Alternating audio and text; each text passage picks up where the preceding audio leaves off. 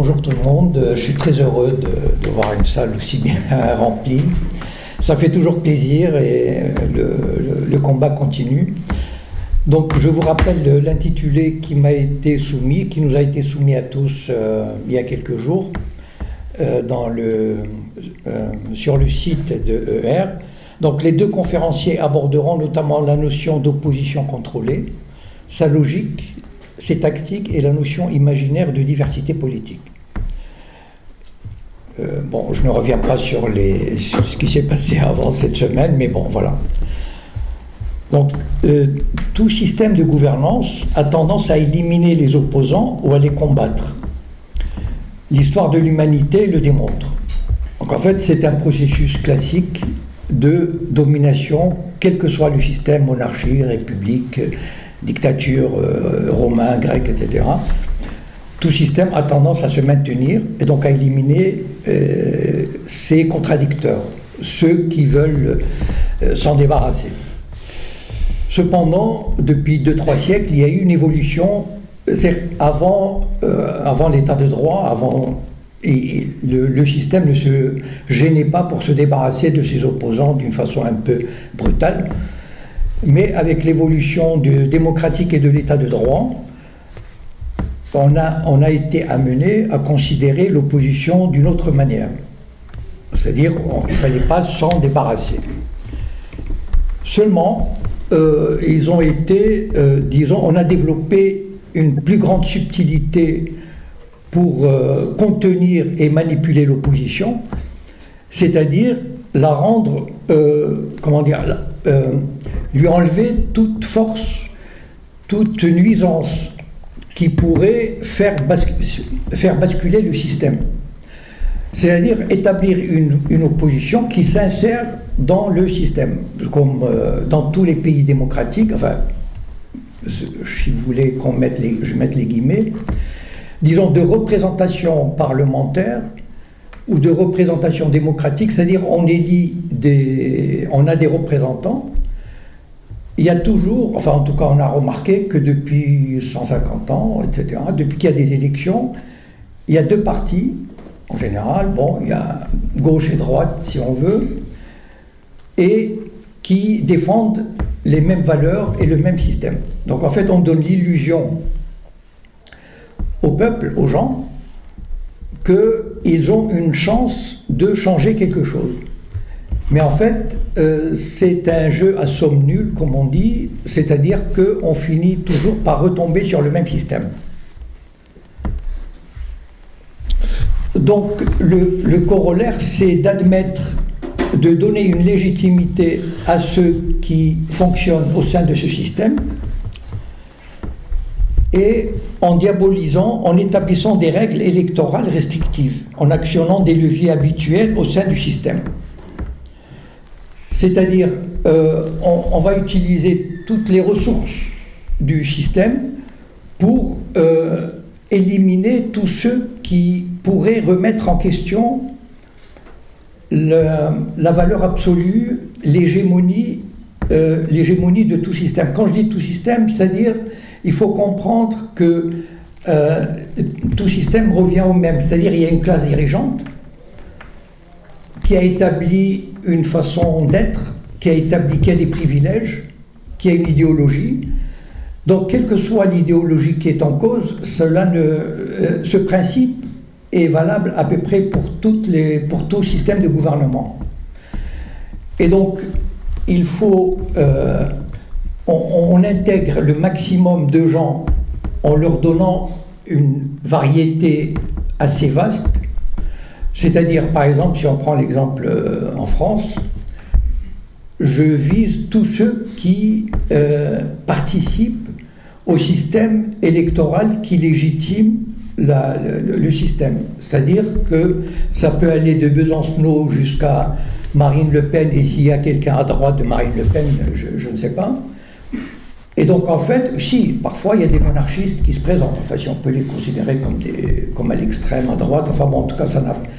Donc en fait, c'est tout ce système qui se met en branle et qui est légitimé, c'est-à-dire qui est légitimé dans le sens où ils reçoivent des subventions.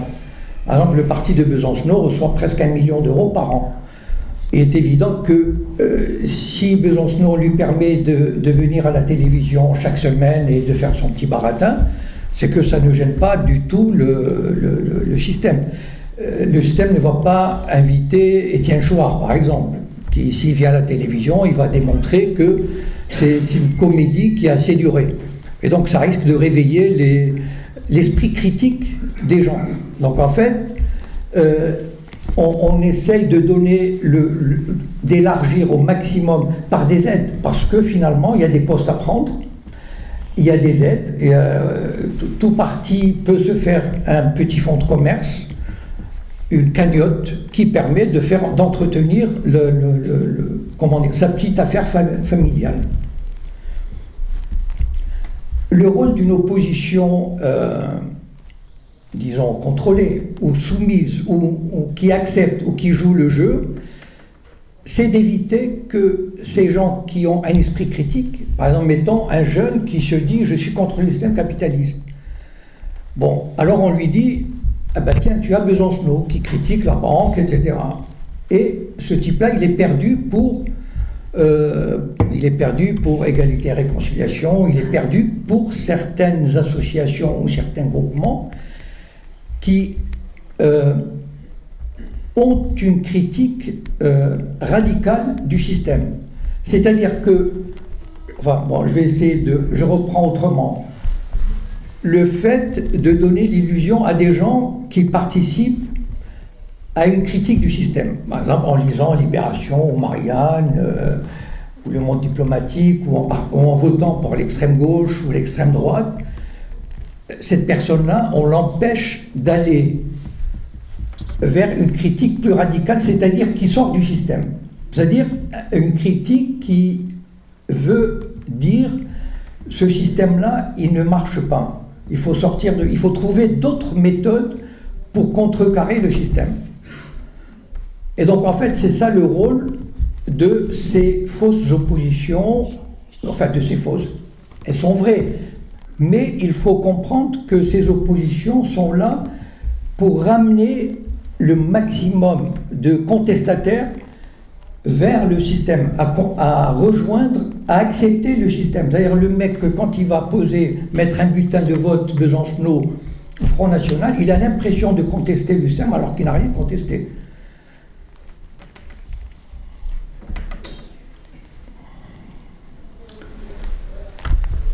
Et il y a, par exemple, alors quels sont les procédés par lesquels le système, qu'est-ce que le système utilise pour ramener ces gens dans, comment dire, dans le cadre du système, dans le cadre normal, à l'acceptation, à ne pas rejeter. C'est par exemple le système électoral. Alors, il y a la cagnotte des petits partis. Tout petit parti qui réunit un certain nombre de voix, on lui donne une cagnotte. Si personne ne peut se présenter à l'élection présidentielle s'il n'a 500 voix, 500 signatures, donc en principe, vous savez, quand Besancenot, par exemple, il lui manque 20 voix ou 50, le Parti Socialiste lui trouve 50 voix, parce qu'il faut qu'il se présente. Alors que s'il y a quelqu'un qui, comment dire, qui n'est pas en l'odeur de sainteté, ben, il ne trouvera jamais les 500 signatures. En fait, tout est fait pour bloquer toute critique radicale et maintenir les gens dans le cadre du système. Les associations, ça aussi, c'est un élément très important. Vous savez, par exemple, en France, il y a à peu près 2 millions de salariés qui relèvent des associations. Bon. Toute association est financée par la commune, le département, la région, l'État. Pour vous donner une idée, SOS Racisme reçoit pratiquement 1 demi-million d'euros par an pour 300 adhérents. Bon, à ce rythme-là, ER devrait recevoir 1 ou 2 millions, parce qu'avec 7000 adhérents et puis tout ce qu'il fait lire. Mais bon. Et donc, vous voulez créer une association, bon, bien sûr, il y a une association des handicapés, on ne va pas leur demander de respecter, mais il y a beaucoup de théâtres, par exemple, ou de cinéma d'art et d'essai, qui sont constitués sous forme d'associations. Bien, ils reçoivent, mettons, 30 000 € par an. Je l'ai expérimenté à mes dépens quand il y a eu le documentaire L'oligarchie et le sionisme. On a essayé de trouver un cinéma à Paris pour le diffuser. Bon, au début, les gens disaient « Ah, l'oligarchie et le sionisme, c'est intéressant, etc. » Le documentaire de Béatrice Pignède, et puis une fois qu'ils regardent, ils disent « Non, finalement, on ne peut pas, etc. » Pourtant, ce sont des cinémas qui font des conférences, enfin, font des projections avec débat sur la pollution, sur la banque, tout ce que vous voulez. Mais il ne faut pas parler du sionisme, ni des... Enfin bon, voilà, il ne faut pas soulever les questions qui fâchent. Et donc ça, on le sait. Hier à Paris, à l'issue, je veux juste une anecdote, j'ai rencontré un pianiste qui s'appelle Stéphane, enfin bon, il a fait un film avec Blanc-Rue sur la franc-maçonnerie. Bon, c'est un pianiste qui devait faire un projet avec Daniel Prévost. Vous savez que Daniel Prévost a pris des positions, disons, pas très, comment dire, pas très catholiques, enfin, sur Dieudonné et sur Israël. Bon. Et il se trouve qu'ils étaient dans une émission, il me l'a raconté hier soir, ils étaient dans une émission de télévision et on leur a demandé de donner, et les deux ont dit, bon, finalement, bon, ils n'ont pas repris le discours habituel. Le lendemain, ils avaient un rendez-vous avec le directeur de production qui s'appelait Lévy, par hasard, enfin bon, c'est pas... mais c'est juste un hasard, non mais c'est la vérité, et qui leur a dit qu'ils devaient faire un film qui reprenait quelque chose sur Éric Satie. Bon.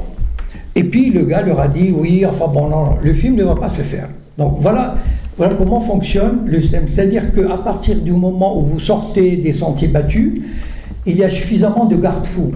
C'est-à-dire les producteurs, etc., qui mettent le haut là. Bon, ce sont des choses qu'on ne sait pas parce qu'aucun journal ne va pas vous le dire. Et je vais vous donner un autre exemple. Vous remarquerez, je ne sais pas si vous connaissez ou si vous avez lu Le Monde diplomatique. Bon, Le Monde diplomatique, c'est un journal très très bien fait, mais qui traite uniquement des questions internationales. Bon. Mais toujours des positions très, très à l'avant-garde, en flèche, etc. Il soutenait Chavez, il soutenait Cuba, il est contre l'impérialisme, etc. Bon. Sauf que ce journal, bon, il reçoit 800 000 € par an. Et donc, un jour, on lui a dit, j'imagine, parce qu'un jour, quelqu'un m'a dit, tu sais, va voir Le Monde diplomatique de ce mois-ci, un article sur Soral, genre, tu vas découvrir ce qu'il est réellement. Et donc, j'ouvre Le Monde diplomatique, c'est un journal qui est très grand, enfin, je veux dire, ce sont des feuilles immenses, c'est un ancien modèle, un peu comme l'Équipe. Donc sur 2 pages, c'est énorme, c'est colossal, 2 pages du Monde diplomatique, la journaliste a fait un excellent travail. C'est-à-dire, elle a repris 30 ou 40 citations de vidéos, etc., de textes, et puis elle a agencé ça de façon formidable. Et là, l'antisémitisme de Soral était patent. Enfin, je veux dire, une fois qu'on a lu ça, on se dit non, non, c'est pas possible. Donc voilà le travail qui est fait, comment dire, cette toile d'araignée qui est tissée dans la société. Donc les associations, si vous faites par exemple, si vous avez un théâtre et vous recevez tant d'argent, ben, vous n'allez pas quand même faire une pièce qui n'est pas en odeur de sainteté du système. Les aides à la presse. Bon, vous savez que la France est pratiquement le pays qui dépense le plus d'argent pour aider la presse. 25% du budget de la presse, ce sont des aides. Bon, évidemment, par exemple, l'Humanité reçoit 9 à 10 millions par an. Et il y a quelques mois, on lui a effacé une dette des trucs sociaux, les caisses sociales, de 4 millions. Bon. Mais il faut comprendre que le printemps des Sayanim, il a été censuré par l'Humanité. Moi, j'ai rencontré une journaliste de l'Humanité à la sortie du livre, parce qu'elle fait partie de l'Union des Juifs pour la paix. Et quand je lui ai montré la 4e de couverture, elle m'a dit ah, c'est très intéressant, etc. Et donc, je lui ai fait envoyer le livre, et je ne l'ai plus entendu parler. Pourquoi? Parce que l'Humanité a compris que c'est un livre ça sent le soufre. C'est-à-dire, il fait penser à une espèce de le protocole des sages de Sion, c'est-à-dire un complot, puisque ce sont des milliers, des dizaines de milliers de juifs sionistes qui travaillent pour le Mossad, donc ça fait référence à une espèce de complot, et donc il ne fallait pas toucher à ça. Par exemple, l'association France-Palestine Solidarité, de la même façon, qui reçoit 400 000 euros, je crois, par an. Donc voilà comment le système achète la majorité des gens et la majorité des associations. Vous avez par exemple Patrick Cohen qui dit carrément il faut une liste noire. Vous avez Michel Onfray en ce moment, enfin je ne sais pas si vous suivez, il subit des pressions énormes pour qu'il ne bascule pas dans la dissidence réelle, c'est-à-dire qu'il reste vraiment dans la limite, en deçà de la ligne rouge. Il reçoit énormément de critiques et de menaces dans des journaux comme Libération, Marianne. On lui dit attention, Michel Onfray, là, vous allez presque rejoindre le souverainisme de Le Pen, etc. Et donc, il y a aussi une référence intéressante. Vous savez, on dit souvent que ce sont les vainqueurs qui écrivent l'histoire. Donc, évidemment, l'histoire de la Deuxième Guerre mondiale, elle est écrite par les vainqueurs, l'histoire du sionisme, elle est écrite par les vainqueurs, etc. Mais sur le plan intérieur, nous avons le même phénomène. C'est-à-dire que, bon, il s'est passé quelque chose il y a 2 semaines à Paris, et tout le monde a entendu la barbarie. Bon, la barbarie. Évidemment, aujourd'hui, vous posez la question à n'importe qui en France, enfin, à 90% des gens, vous leur dites la barbarie, ah oui, c'est l'islamisme. Évidemment. Mais 500 000 enfants irakiens tués à cause de l'embargo sur les médicaments, ça, c'est pas de la... On n'a jamais utilisé le mot barbarie. Donc, en fait, on a des mots, on a des notions, on a, par exemple, les valeurs de la République. Les valeurs de la République, je suis désolé de le dire, mais... Enfin, bon, pour ne pas utiliser un terme vulgaire, c'est de la rigolade. Enfin, je veux dire, vous savez, on nous martèle tellement avec les mots liberté, égalité, fraternité, mais ça ne veut rien dire. Enfin, je veux dire, ce sont des notions complètement vides. Mais il faut les marteler jusqu'à ce que ça rentre dans l'esprit des gens. Donc en fait, le système, c'est lui qui dispose de cette action pour celui qui dispose des médias, des structures, etc., pour imposer la manière de penser, c'est-à-dire la barbarie, les valeurs de la République, la haine, c'est un mot très, très à la mode. Et aussi, une autre facette du système, c'est qu'il a besoin de boucs émissaires. Il a besoin d'un diable. Dans la religion, on a l'ange et le diable. Donc en fait, aujourd'hui, il faut qu'il y ait un diable. Le diable, son râle, les 2 données sont carrément... Enfin, s'ils n'existaient pas, il aurait fallu les inventer parce qu'ils sont extraordinaires. Et donc, en fait, c'est bien d'avoir des repoussoirs. Voilà, c'est-à-dire, il suffit de jeter un nom en pâture. Moi, je fais l'expérience, enfin, dans mon entourage. Je veux dire, pourtant, je connais des gens qui, je pense, sont intelligents et lucides, cultivés, etc.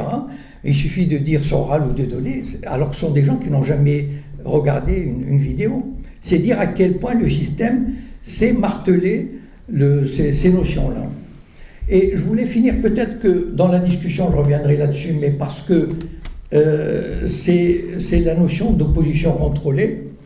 Et je voulais parler du sionisme qui a réussi aussi un coup de maître dans ce domaine. C'est qu'il ne se présente pas comme un bloc unifié, monolithique, mais il couvre une large palette de gens. Par exemple, il y a des gens qui disent « Ah, Netanyahou, il est pas bien, il est vraiment réactionnaire. » Par contre, les travaillistes, ça c'est formidable. Sauf qu'ils ne se rendent pas compte qu'en fait, c'est le même système. Le système sioniste, c'est le même système enfin, pratiquement à 95%, c'est le même. C'est la domination sioniste sur les Palestiniens. Mais il réussit, avec la complicité de journaux comme Libération, Marianne, etc. Si ça vous intéresse, je peux revenir là-dessus dans la discussion. Voilà, je vous remercie de votre attention et je passe la parole à Gilad Atzmon.